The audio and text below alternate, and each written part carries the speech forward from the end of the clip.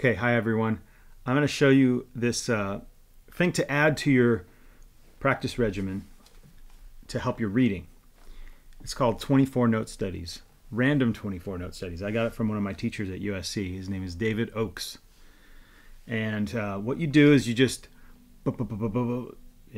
just randomly write a contour of notes on some staff paper, and then you make it look nice. It probably helps. It's more helpful if you can spread them out nicely. Anyway, here's an example right here. And let's just go ahead and play it wherever we can. You can turn on the metronome.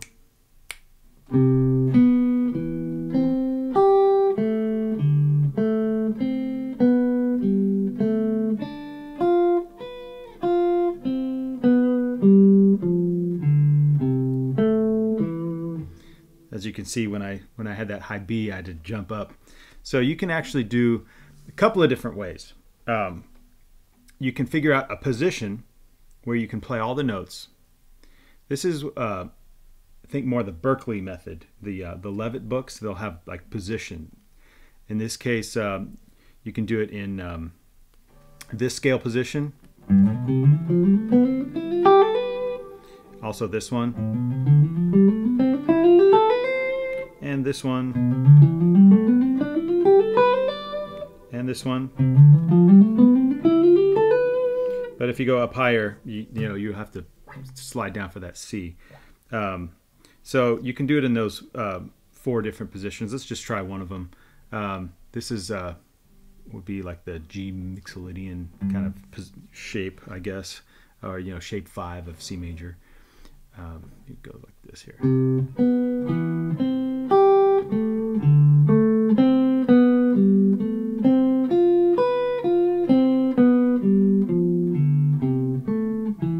So they all fit into that shape.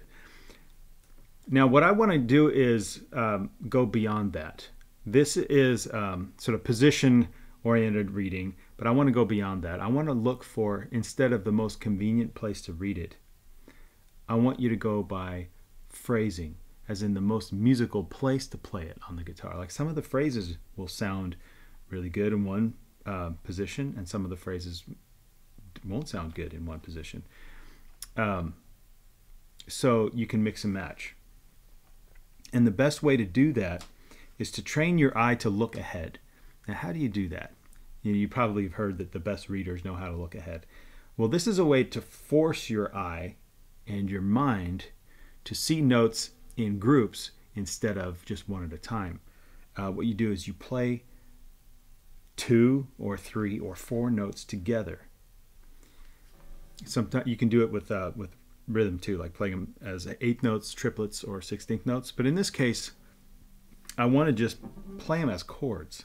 So the first 2 notes together, then the next 2 notes together, and then so on. Now here we have a half step. So it's going to force you out of what may be your comfort zone. You're going to be forced all over the neck.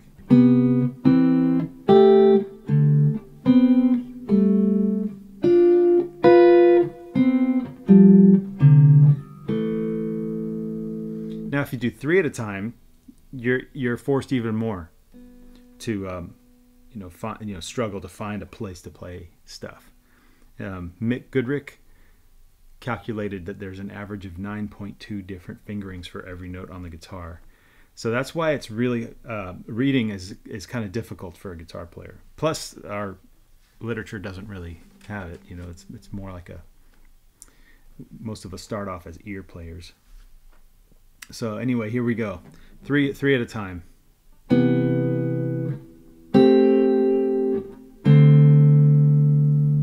Now I might have to go do an open string here to do B, G, and A together. Otherwise I'm going to have to stretch so far.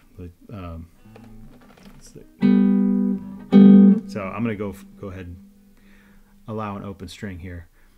We can either do B, G, and A right here, or that, like that. Which one do you like better? This one? Or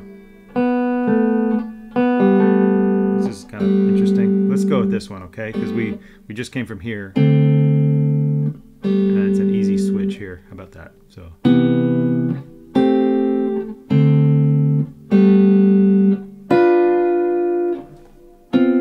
like that. You can come up with some interesting voicings. So allow yourself the freedom to spend some time and kind of analyze these kinds of things that you might discover. They're pretty interesting. That looks like it could be like a nice D minor voicing with a sixth in it. Kind of cool. So another good thing to do is force your eye to look at the page as you're getting better at playing them, because you're going to be solidifying the connections between in your brain between what you're seeing on the page and what you're playing. You don't want to just memorize the shapes and then be done with the page. You know, try and force yourself to look at the page.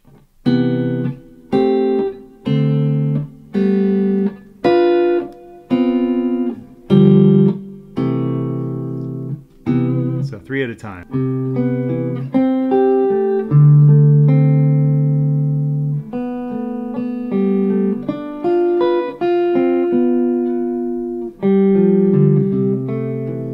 Let's go for 4 at a time. Obviously, it's going to be a little more of a challenge to try and find ways to sustain 4.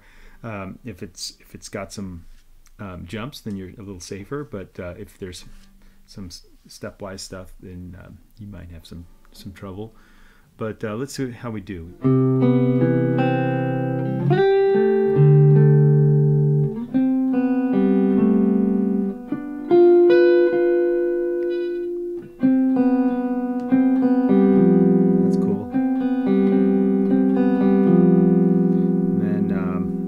To give up one of them. I don't think I can sustain all 4. So D, C, A, E. Let's try those again. Yuck. So.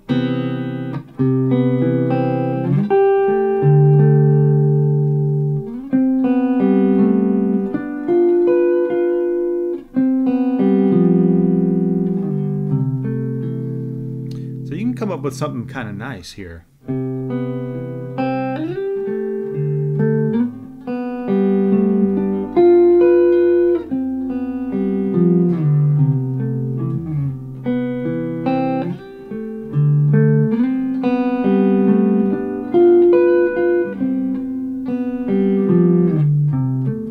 Now you might notice that if you're planning ahead, your fingering will be different than what you might otherwise by default play.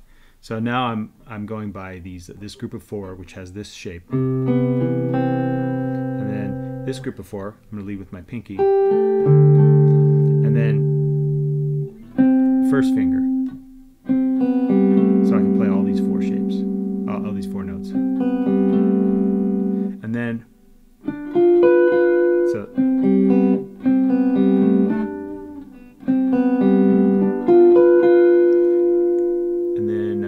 Lead with my third finger, and then first finger.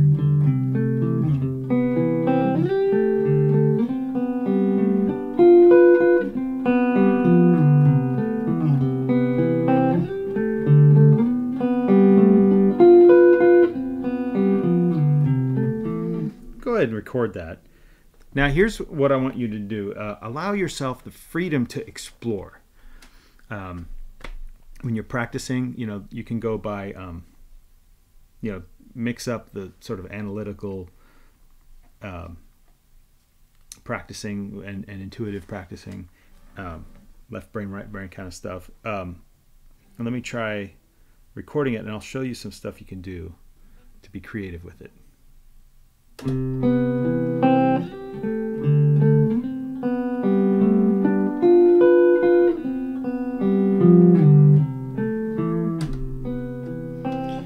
So I've got it in the looper, and those notes are in the key of C.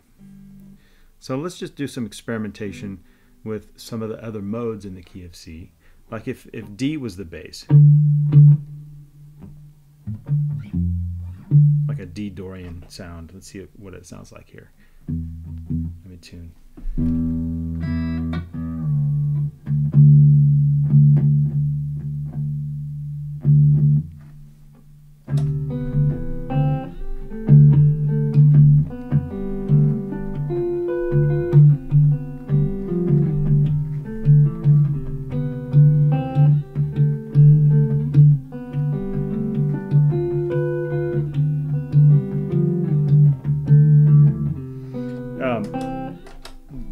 Or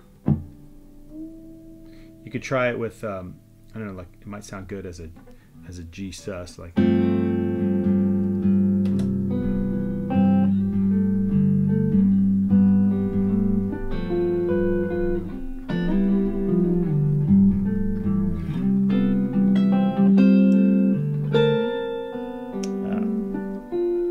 was a wrong chord.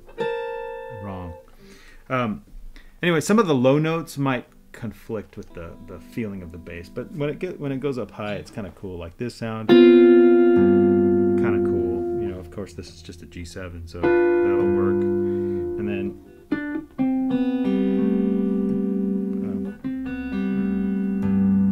that's kind of cool. That works. Some of the low ones like this, that's really strong as a C major 7. So it sounds like it's C major 7.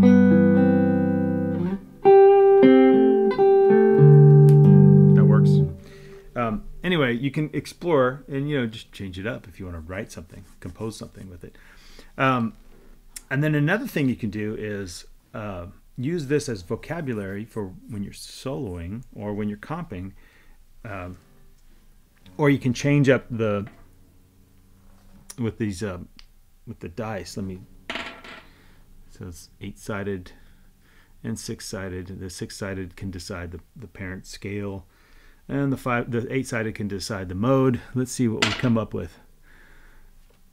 All right, so first mode of harmonic major, so that would be, instead of C major, we're going to go C harmonic major, which is the flat 6.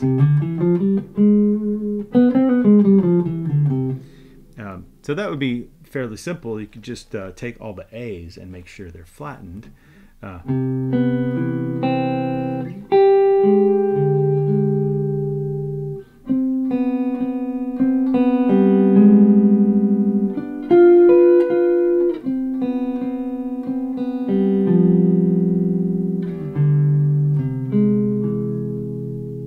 See if I can record that. I'm going to delete the first one.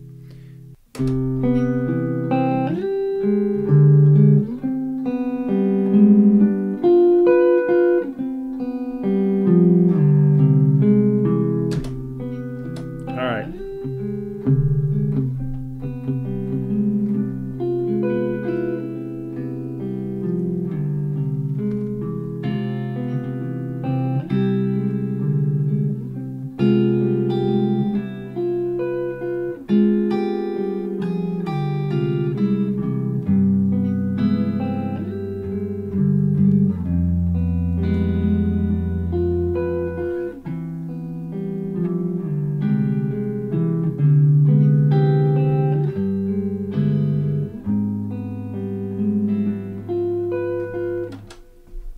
So yeah, allow yourself the freedom to, you know, not just think of this as a reading exercise, but also a comping and improvisation and composing exercise. All right, there you go.